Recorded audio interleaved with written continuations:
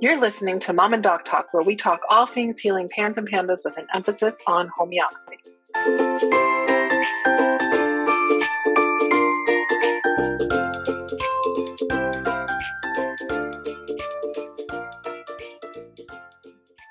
Hi, I'm Jody the mom.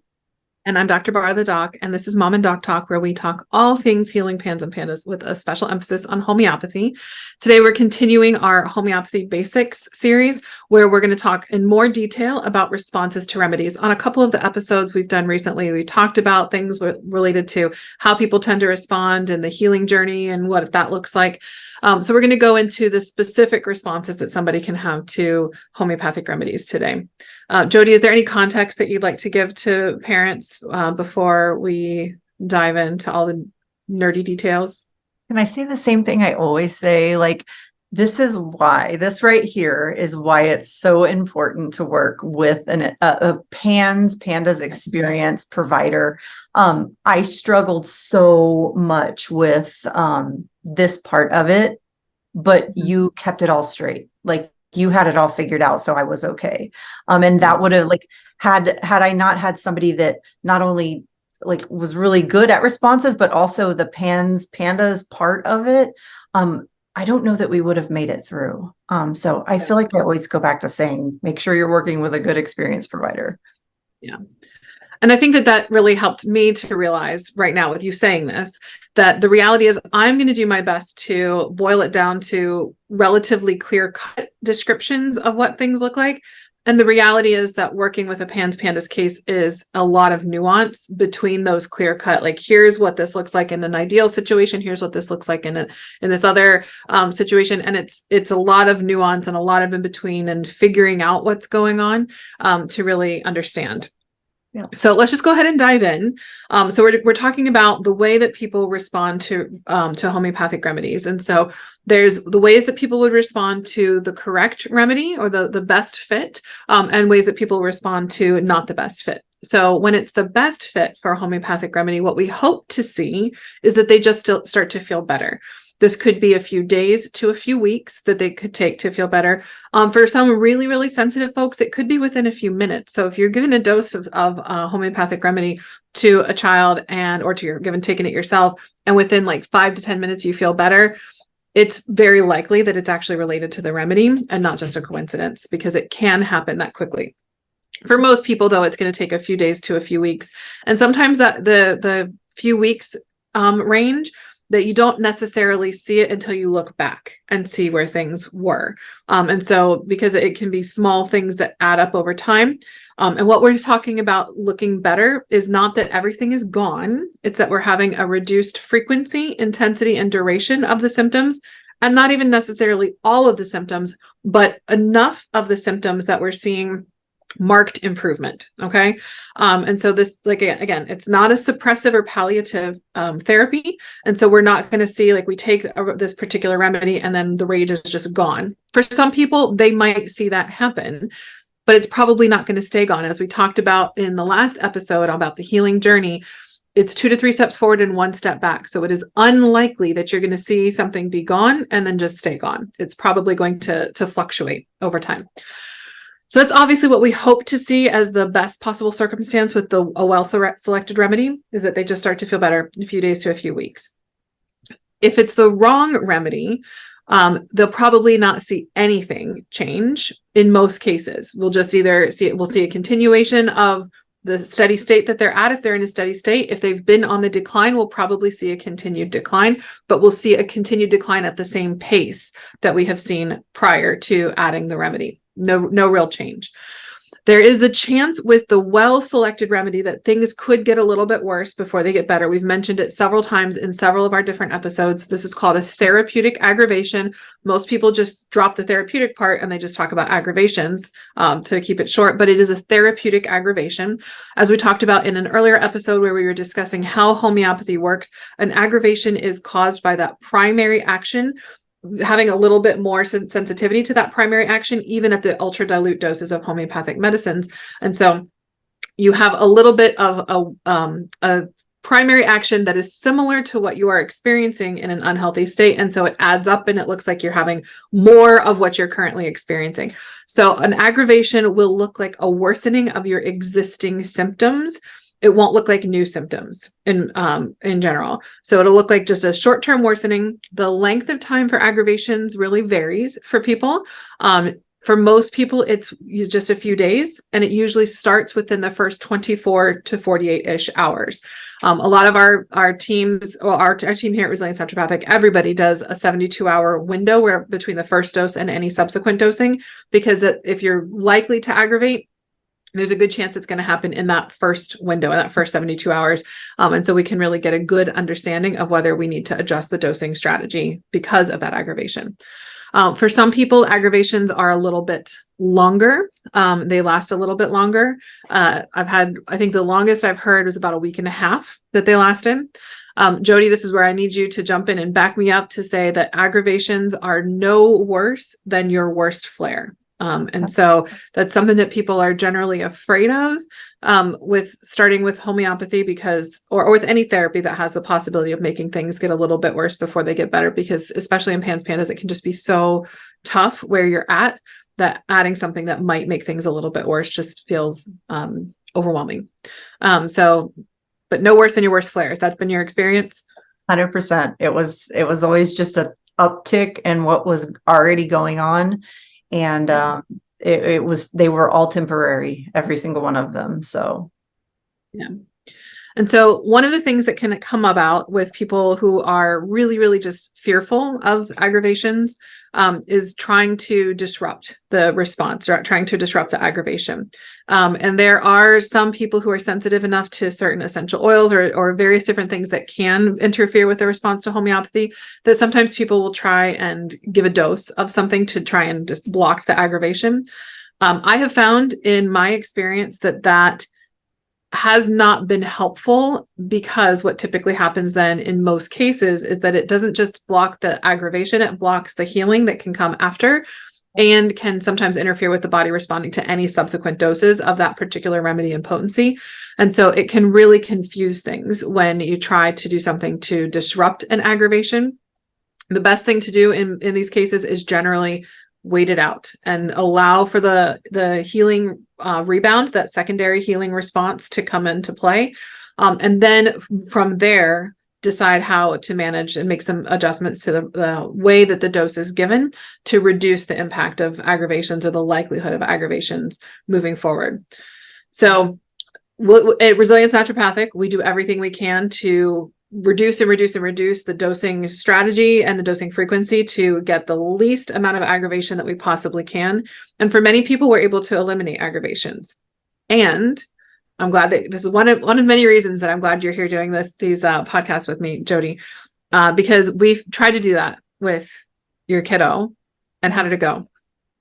It didn't go. I mean, it got easier. We made it easier. First, I want to say I hate that Avery was such an aggravator, because it's me doing most of the talking. So we talk about aggravations a lot. And I know there's so many families that are fearful of starting homeopathy because they're seeing us support families in the group through aggravations or hearing me talk about aggravations. But I just want to be really clear that I know you said it a second ago, not all kids aggravate. I think it would be accurate to say that we have less families that don't aggravate than that we do that do aggravate.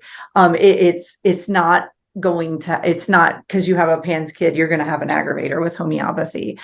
So I don't want anybody to be fearful, about aggravations before you get started. But yes, we tried with Avery to reduce those aggravations, and we just couldn't. She just was still an aggravator, and I didn't love aggravations. I didn't love aggravations for a long time because to me they felt harder. Like you said earlier, they were never harder than what I was already doing. But because I did not understand homeopathy at all as we were going through it, I didn't get the concept of, we were going to go back and forth like this. It just took my brain a really, really long time to get that. It didn't happen until Avery got to the point where she was in her second half of healing, and the amount of time in between doses started to stretch out. when we got there, I finally was able to see aggravations for what they really were to Avery. It was, giving her a dose, having that slight increase in symptoms, managing for a couple of days. But then in that second half, she would come out of it and she would be significantly better.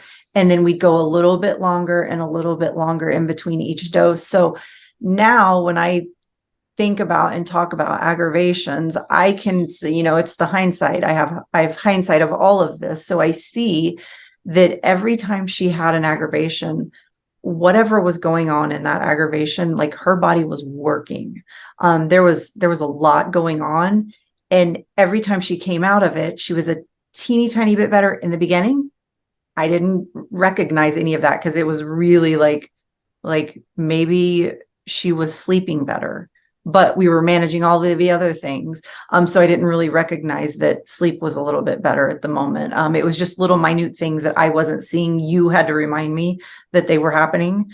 But when we got towards that second half and I was seeing like the bigger leaps in healing, I was like, I have hated aggravations the whole way through. And now I clearly recognize that all of those aggravations that Avery had added up to her healing. And so those aggravations got us there. And if I can survive those aggravations, it's like they're doable, they're manageable. We would literally, I did okay through them. I had to like love my husband through them. I would have to tell him, okay, I'm going to give Avery a dose and this is what's going to happen. Her anger is going to get worse. She's probably going to have some rage episodes. She is going to, whatever the symptoms were at the time, I would tell him these things are probably going to get worse. They're going to be worse for 2 or 3 days, and then we're going to level back off. And being able to tell him that was going to be the pattern, it was like we would armor up for those 3 days and we would know we would be in it, but we also knew that coming out of it, we'd be a tiny bit better than we were before we went in it. Well, and the truth is it's not that we couldn't get away from the aggravations. I mean, that's the ultimate, like what came about with it. We tried and we got to a place that we gave her some doses. We had attenuated the dose enough that she didn't aggravate, but she didn't get the healing response either. It's like some kids just need a little bit of that primary action for their body to be able to mount the secondary healing response. And so there's just, so we were able to get to a place that she could take a dose without aggravating, but she didn't get the benefit from the dose without the aggravation. So for most people, that's not the case. But that's why, again, I'm glad that you're here because you have you have most of the worst case scenario type of situations in your healing journey. Well, I want to say this too real quick is because my younger daughter wasn't an aggravator. Right? If I'm remembering correctly. She didn't start off as an aggravator. Yep. Yeah, she didn't start off as an aggravator. And I will say that it was easier for me to figure out Avery than it was my younger daughter because the aggravation, like the pattern was so clear to me. As opposed to not having an aggravator. I feel like I was trying to figure out what the heck was going on with my younger one all the time. With Avery, it was like super clear and I knew what was going to happen. So aggravating was actually easier for me. Yeah. To figure out. Well, and that jumps into something I was going to talk about in a minute. But we can just go there now. Just don't let me forget to talk about return of old symptoms before we wrap today. So one of the things that can happen is that the response can change over time. So it's not if you are an aggravator that you are always an aggravator. It could be that you aggravated to this particular remedy, but not this remedy.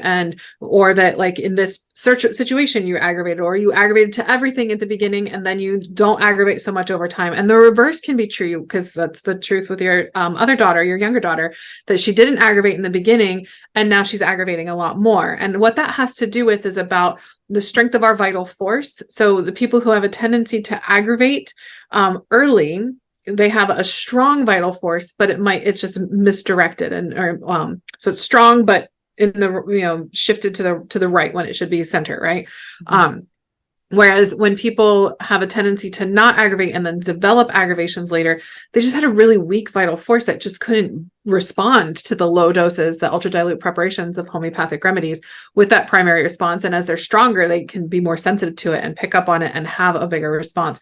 So it can go either way. So you can be a fast responding aggravator in the beginning and then have slower responses, especially in the second half of healing that we talked about in the healing journey last episode, where things get a little bit more murky and like a little bit more challenging. So you could be a really fast responder early on and a slower responder. Like I'm one of those people right now. I'm struggling to figure out whether I'm responding to a remedy or not. It used to be that I knew within 45 minutes if I was on the right remedy. I don't know that anymore because the nature of what I'm dealing with is just different. And I'm in like the last bit of my own healing. You know, all of my, pandas related stuff are basically gone. What I have left is migraines, which is still related. It's related to my totality.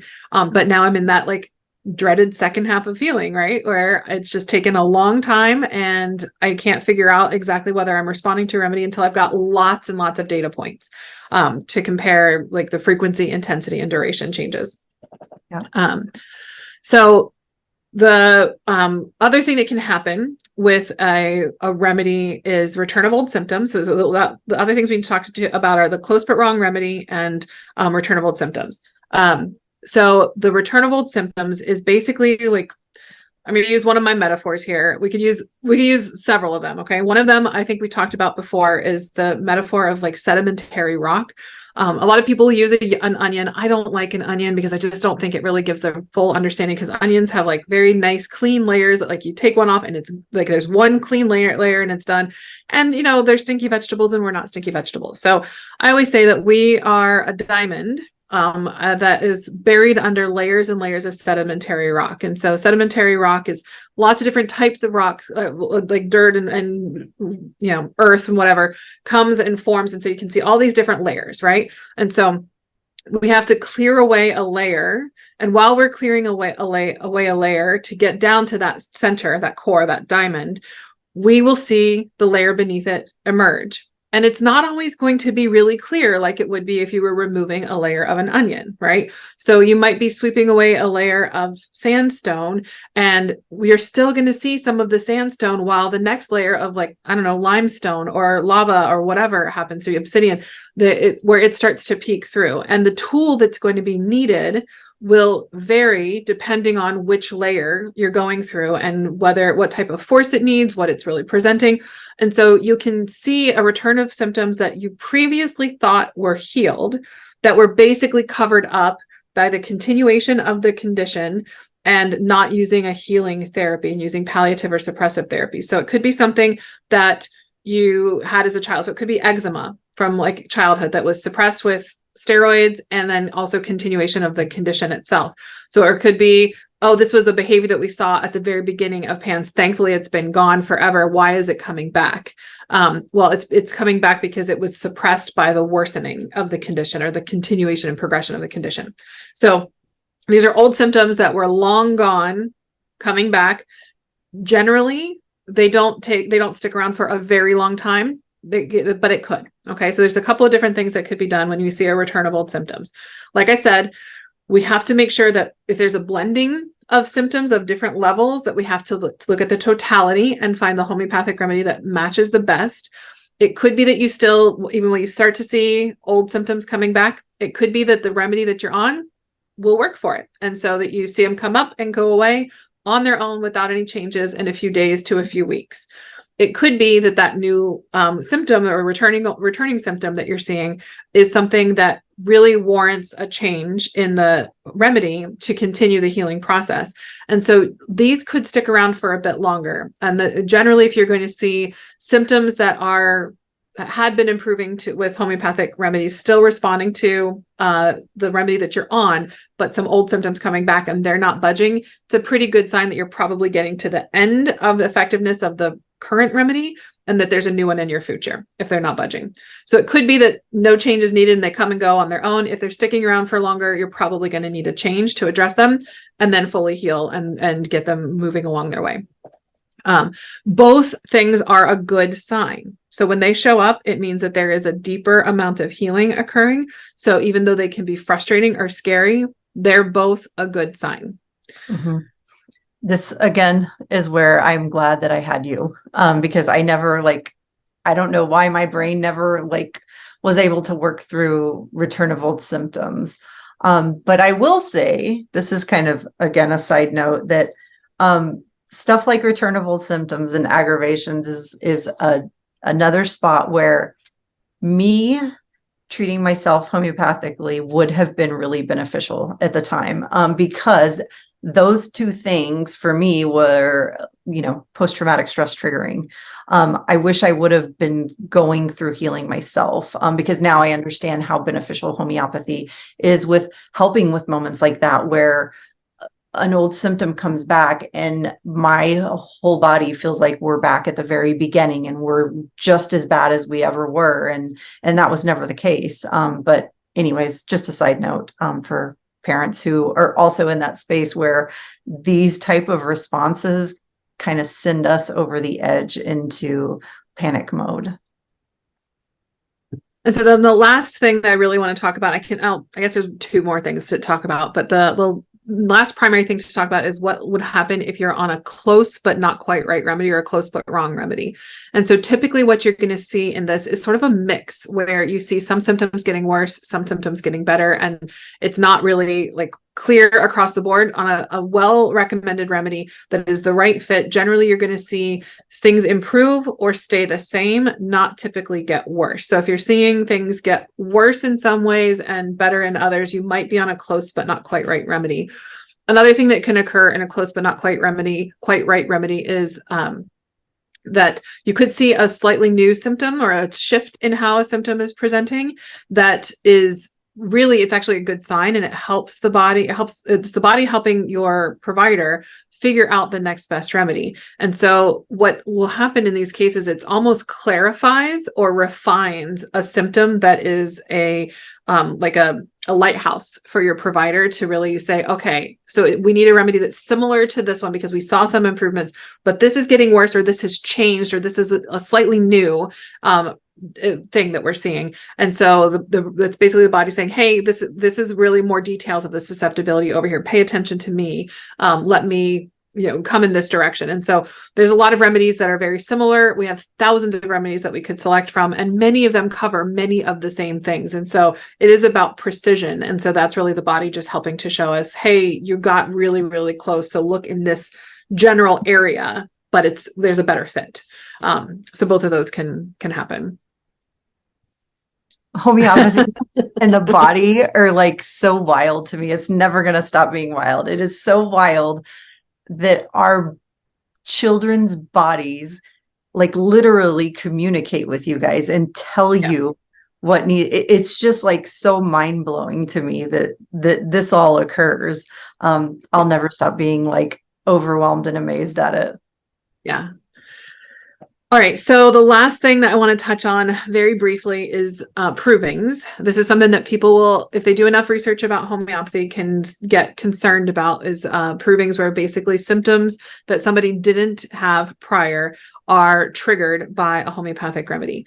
So the first thing to make sure I really reassure everybody with is the provings in chronic complex illness is very rare, because part of this is we're using ultra dilute preparations. And so, like I said before, that some of these people who don't have an aggravation early but aggravate later, they just have a really weakened vital force. And even the kids who have a stronger vital force but it's misdirected, they tend to have enough going on that their vital force is just not capable of responding to something that isn't moving them somewhere in the direction that they need to go, or they get new symptoms that are just from the remedy. It's very, very, very rare. I think I have seen it one time in the hundreds of kids I've personally worked with. And I'm trying to think how many times we might have seen it in our practice as a whole with the thousands of kids that we've seen. It's very, very, very rare. I can say for sure less than 10 times with the thousands of kids that we've seen. So it's not a common thing that you're going to see happen. I think that's the main thing that, but approving basically would be a new symptom that would be coming up as a result of taking the homeopathic remedy. I guess the main other thing to really point out is that approving even with approving, it's still only going to expose something that you're already susceptible to, because this is not a biochemical force in the body. So it's not like if you take a psychotropic medication and you have a side effect because of the biochemical force where they're trying to change your brain chemistry. It's not doing that in the body. It's nanoparticles that are present. It is tiny, tiny, tiny amounts that's nudging the body. And so we're not going to have that biochemical force and symptoms that our body is not going to produce on its own or capable of producing on its own. So the reality is that provings, when they very rarely happen, have been very beneficial because they help us to see the overall, like a greater picture of the susceptibility that a person has in their greater picture. I think that's hard for us as parents to understand. I think a lot of times it feels like homeopathy is causing this. My younger daughter, in case, like, never really had pan stuff, but the further that we got into treatment, we're like kind of dabbling into some pan symptoms. And if I didn't have a really deep understanding of homeopathy, it would feel like homeopathy caused these symptoms to happen. But in reality, we've gotten rid of all the life-threatening, really big, really bad symptoms, and now her body's working through healing. So these are things that she was already susceptible to. They were already there, and it's not something that homeopathy is causing. That's just one thing that I hear parents say too frequently. It breaks my heart because, but I also understand how it feels like homeopathy is causing it, but it's not quite the case. Yeah. So provings are rare, and when they do happen, it is a greater insight into the susceptibility. It is, and it's not irreversible or anything like that. And the aggravations, I think that those are the two things that parents will sometimes feel knee-jerk reactions or fear, or you've said to me, especially early on, that like you can't bring yourself to give your daughter something that you felt was making her worse, and you felt guilt because you felt like you were causing her to be worse. And it's both true and not true, right? And so like, yes, you gave her something that you knew was going to stimulate things and like get her a little bit more agitated.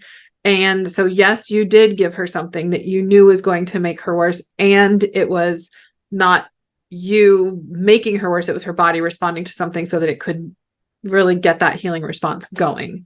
Those are two hard things to wrap your brain around. And they're both aspects that are important to really showing us where we need to go to get through the healing journey, so that you can get to the place that your body is resilient in the face of infections, in the face of mold, and in the face of like environmental and emotional triggers, and all of the things that can really make PANS just such a prison to live in sometimes. Yeah, you definitely had to talk me off the ledge quite a few times. But I'm so thankful that for some reason I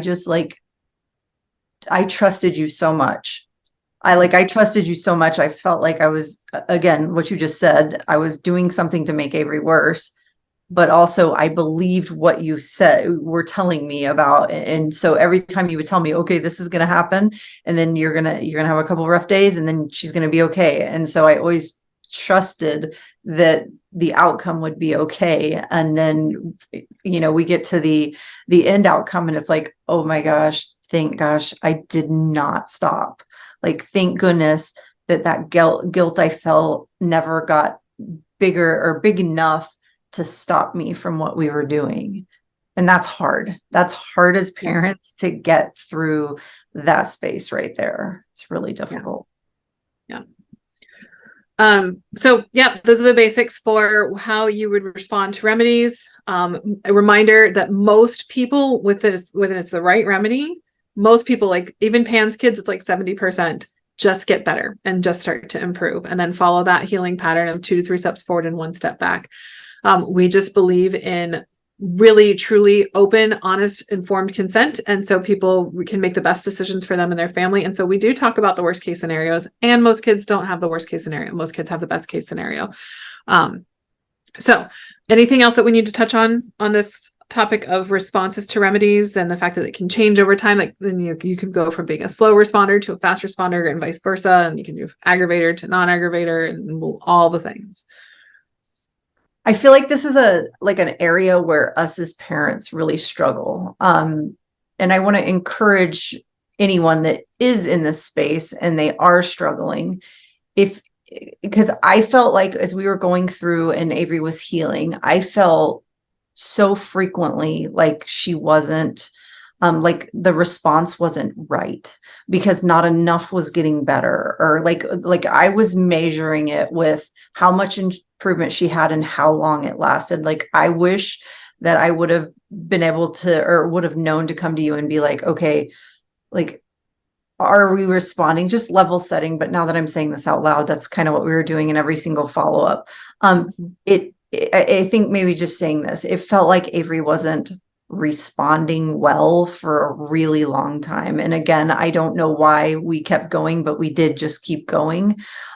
So I think it's normal for us as parents to feel like, oh my gosh, this response isn't right. Or this is like, we're not having enough improvement, or, things, homeopathy is not working because we keep going backwards. I think as parents, we spend a lot of time in this space. And I wish that I would have had a better understanding of the fact that Avery was responding, regardless of what that response looked like, was a positive thing. As long as she was responding and I was able to give you information, we were able to keep her slowly moving forward. So even the not pretty, like, yay, this is amazing responses, all of those were so good. And we were still moving forward through all of it. It's just a stressful spot for parents. Does that make sense? Yeah, no, it definitely does. And I think that, talking about like level setting at each visit is another really important thing to recognize, that when we're figuring out how they're responding, again, we're looking at the changes in frequency, intensity, and duration. And we are setting a new baseline for comparison at every single visit. So we don't want to compare how, like, especially if you've taken one of those big steps back because of something that came up, like whether you had a dental issue or whatever, a significant trauma, a brain injury, a break in a bone, something like that, that could be a reason for a bigger setback than one step back. You don't want to compare and say it has to be back to where they were at their absolute best, to say it's not working. If they are better than they were at the last visit, they're responding and moving forward, even if it's not at their best yet. And what happens if we don't like set that new baseline at every visit is that we can leave things that will get us to a really good point, that it's just the body's taking a little bit longer because it's just dealt with something that's a little bit harder to bounce back from. Yeah. Or even, we might not even know, like we've had times before where like healing feels like it's stalled out and there's like creep crawling improvements, but there was really deeper things happening for your kiddos that like we figured out months later, that where like a big thing came about that showed the amount of healing that was happening that maybe just wasn't quite as apparent on the surface. Yeah. All right, so we're going to wrap today with our conversation on responses to remedies. Hopefully we got everything covered. If there's anything that we left unclear or anything like that, you can always reach out to us. All of our contact information in the show notes. I believe it's podcast@resiliencenaturopathic.com is our email, and you can find us on Instagram or on the Facebook group, all of which always have links in the show notes, so check them there. And on our next episode, we're going to talk to you about a concept that's important in homeopathy, which is obstacles to healing. We've touched on it in a lot of other episodes previously, where we talked about various different things to take into consideration, but we want to just talk about it as a concept itself, as overall, before we dive into a lot more of like really, really specific conversations, so that we really have a strong foundation for that. So we hope you'll join us for our next episode. Take care, everybody. We hope you found this episode helpful, hopeful, and inspiring. We try to get a new episode out every week. You can make sure you don't miss any by following us on Spotify or subscribing to our channel on YouTube. If you want to connect with us more, join our Facebook group, Homeopathy for Pans and Pandas, where we have exclusive weekly videos and answer your questions about, you guessed it, homeopathy for pans and pandas throughout the week. If you are already a member, give us a shout out and let us know what you thought about this episode. If you aren't on Facebook and would like to reach us, you can email us at podcast@resiliencenaturopathic.com. Until next time, take care, and remember, this won't be forever.